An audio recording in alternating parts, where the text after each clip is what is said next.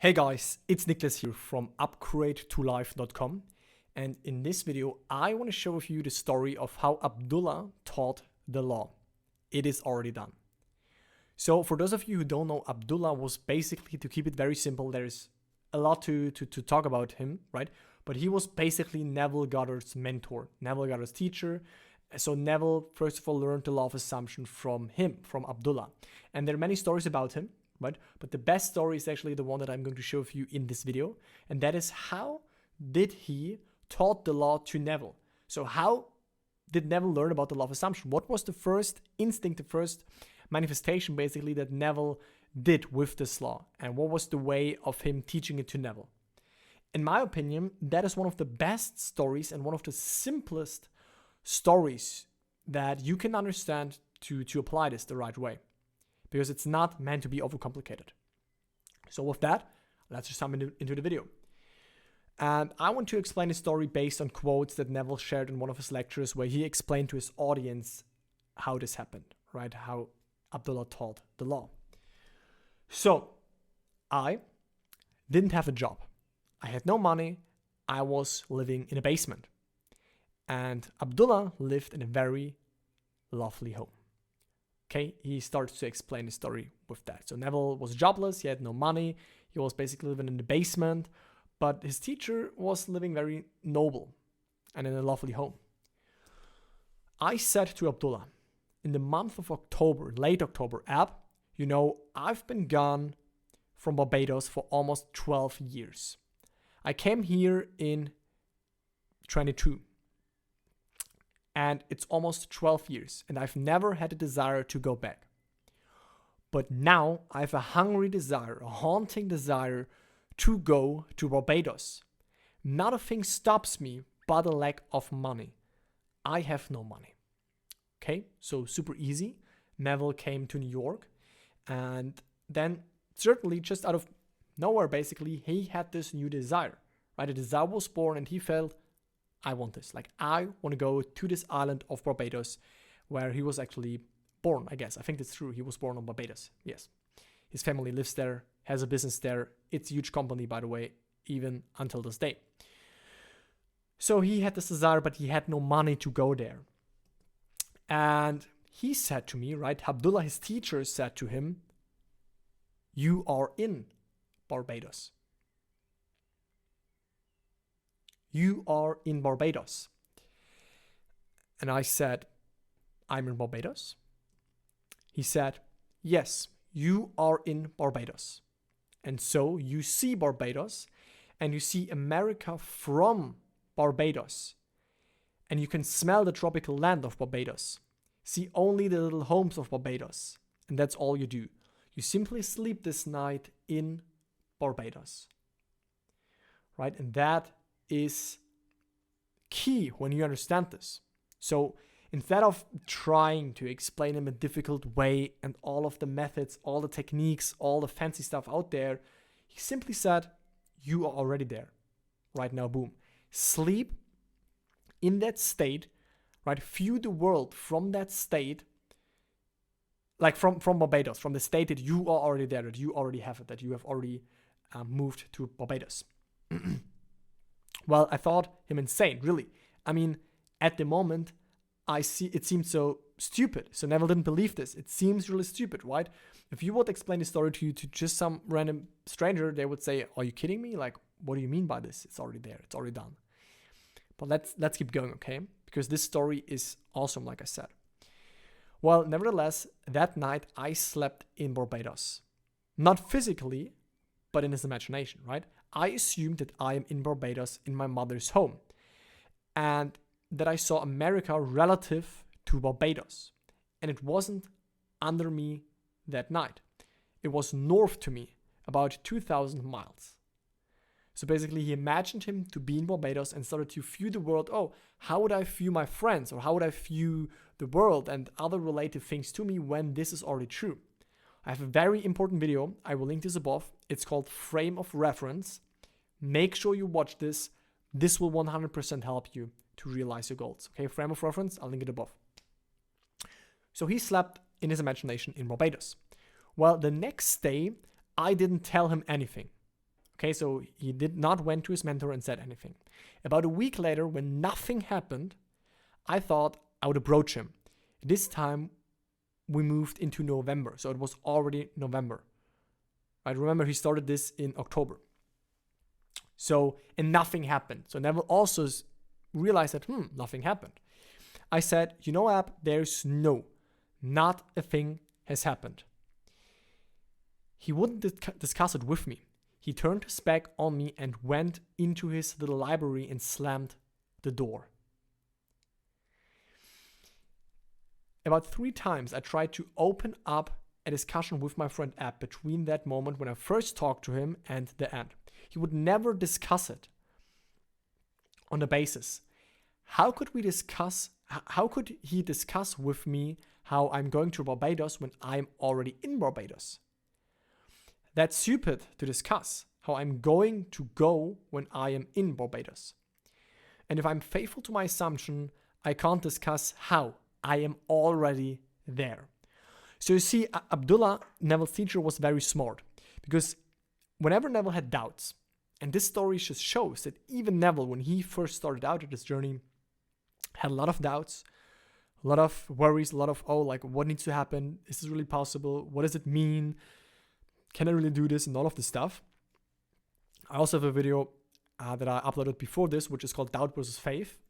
I'll link this also above.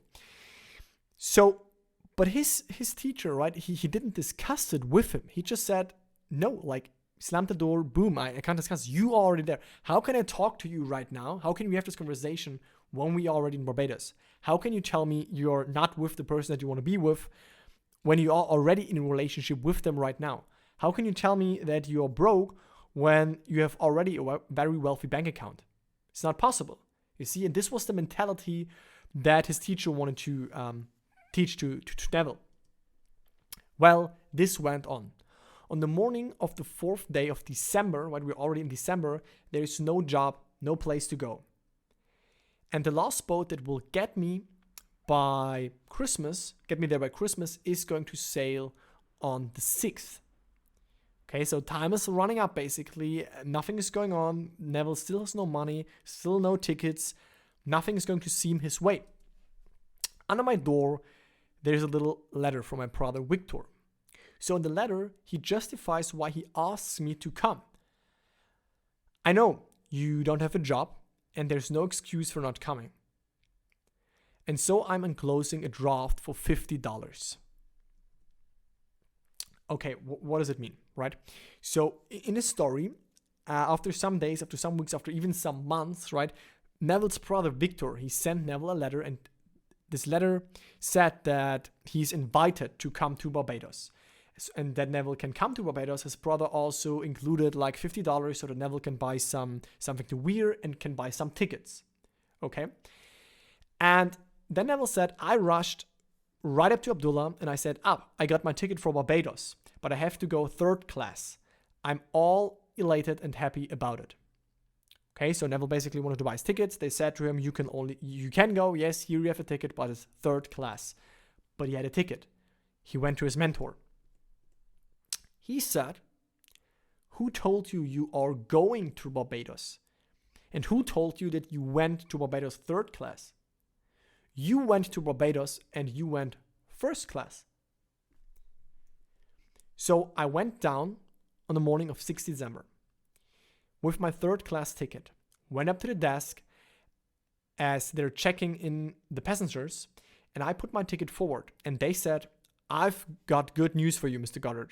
Someone has canceled and you're going 1st class. You see, right? His teacher, he could have said to him, okay, you should be content with this, or don't desire that thing, you should desire something else, or this is not right for you, choose something else, or no, you should let go, blah, blah, blah, all this nonsense stuff that you hear people out there. I get a little bit, as you see, I don't like to hear this stuff because it's just not true. And with those original stories, we can see how easy the process is meant to be.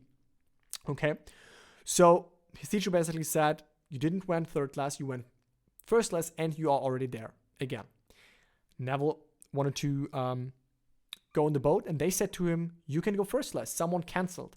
very coincidentally, obviously. Obviously not. It happened because he imagined that. Right? And the same story, I had nearly the same story when I wanted to go to the barbershop some weeks ago. I explained that in the video, which I will link above, which is called My Personal Success Stories. Also check that out.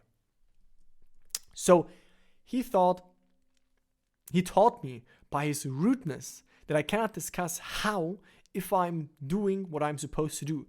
He tells me right away, you are in Barbados. He said, you are in Barbados. And I'm in New York City physically. But he put me in Barbados in my imagination, right? He explained to Neville that Neville has to put himself in his imagination already at the end result, already the goal achieved. So I slept in Barbados to the best of my ability. But days go into weeks, and the weeks went into a month. And I'm trying my best to open the discussion with him to get a little hope. No hope. And I remember when I listened to the lecture of Neville, the audience laughed when he said this, right? No hope. But you see, when you hope, you don't keep the faith really. I mean, hoping is just this fancy, maybe this would be great. It's wishful thinking. That's hoping. But knowing it's done, knowing this is true, knowing you already have it, knowing you are already there, that's faith. So no hope, right? Don't hope for that thing. Hope won't get you anywhere, basically. So Neville says, Abdullah, wouldn't give me any encouragement if I did what he told me to do. Well, we are all human enough to want another little discussion, another little push. And so he taught me the lesson that there is no such thing as a little pregnancy. And also the audience loved, right?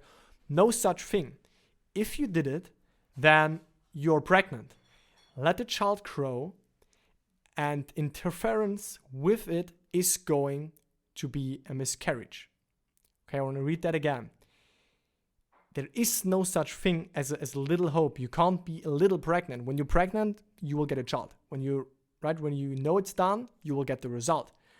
And by his rudeness, Abdullah taught Neville how to have this knowing, right? How to be rude, how to keep the faith, even if there are no results at all.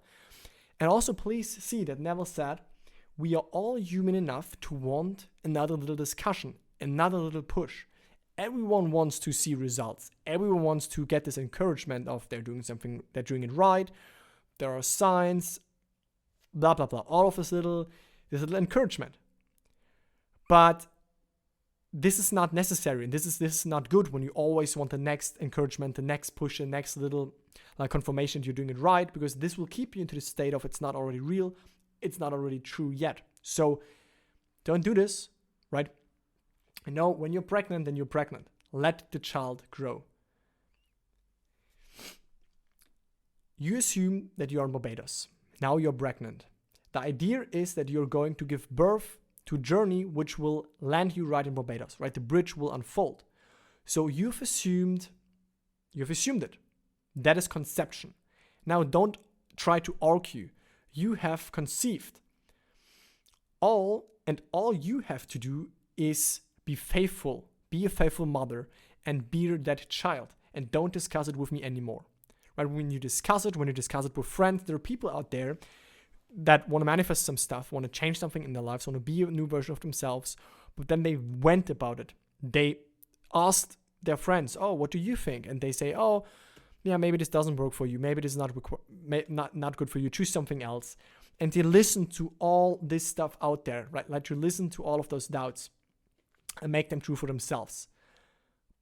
But you're not supposed to do this. And when you do this, you won't really get results. So you have to be this faithful mother, basically, like Neville describes it, and know that it's going to happen. Know that it's already true. Know that you have already imagined it. You are already there. It is already done. That is like the underlying, bigger understanding of that, right? It is already done. When Neville had imagined it, that he is in Barbados, it was already done in that moment. In imagination, everything is like an instant fact. But in this world, in our world, things take a time period, like take an interval, take a bridge of incidents to unfold, that we actually get the thing that we wanted. And that's it for this video, basically, guys. That's how Abdullah taught the law. I hope by now you see that this is very easy. It's meant to be easy. You see that his teacher, just by slamming the door, just by telling him you are already there, was able to teach Neville how this works. Just by this simple way of teaching it. And that is it. And that shows how easy it is. And we make it difficult with all of those questions. And because there is so much fancy, difficult, surface level stuff out there, which we didn't try in this technique and this method and all of this stuff, right? I actually explain the most important aspect of all of this in my masterclass. It's free. Check it out. The link is in the description down below. And again, this is how Neville's teacher Abdullah taught to him the law. Learn from it, apply it that way, and see that it works that way. Thank you very much for watching. See you in the next video. Bye, guys.